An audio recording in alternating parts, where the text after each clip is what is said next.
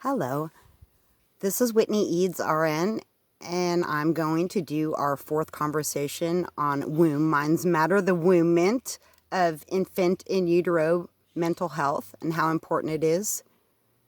So the last time that we were discussing and sharing this information, I was talking about how a lot of influences can happen to the brain early in pregnancy before the baby's even born that can influence later in life mental health. So today I was fortunate enough when I was down getting my coffee this morning to run into a pregnant mom. She was about 7 months pregnant, and so we started into a conversation about infant baby mental health and how mental health starts in the womb, about having a connection with your baby. And she thought that it was really fascinating. She shared that she had an older child that's about 8, but she had not really thought about the mental health aspect of pregnancy and how important it is to nurture that baby before they're born and make that connection until she was pregnant with this one. And she had an 8-year gap between her pregnancies. I thought that was really interesting, and it definitely supported what I wanted to talk about today. So the last time that I was discussing this, I was talking about some of these early influences upon pregnancy, and I wanted to even go a little deeper into that first 30 days of pregnancy. And when we hit that first 30 days of pregnancy, between about day 17 and day 30, we do this thing that is a neural fold that happens with the egg, and it goes bleep, and it makes a split. And that becomes everything. That becomes 2 sides of a brain and 2 kidneys and splits the cells down the middle.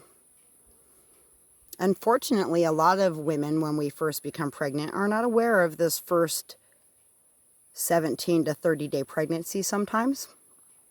And if you're not aware of that, you can ingest some substances that may influence the growth of your baby's brain.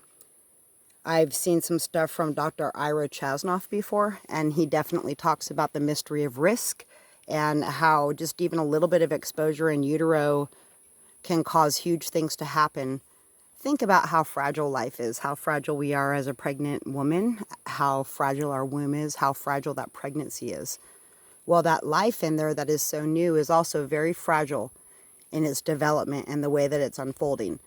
So if we lend substances that are not so wonderful to it, that can shape and develop the way that that folding happens, and something goes awry, is not as thick as it's supposed to be, is not as smooth as it's supposed to be, or the connections are not moving the way that they should, and they get jammed up or blocked, or even worse, just cut off altogether. Those things can definitely influence the way that the brain reacts.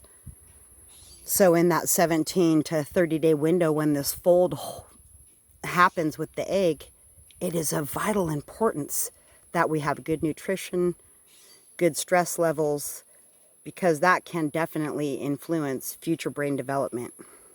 It's a very concerning thing to think of how many times people have accidentally exposed.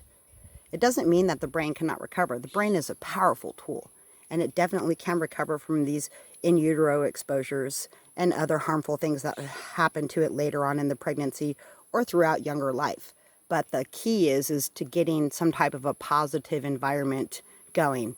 So if we know that a mom is using substances or doing something in her early pregnancies, the sooner that we can get her clean and taking care of her pregnancy and herself, the more that we can ensure that this in utero infant baby mental health is happening, and that this little baby's brain is going to be able to recover and get the things that it needs so that it can function on all levels.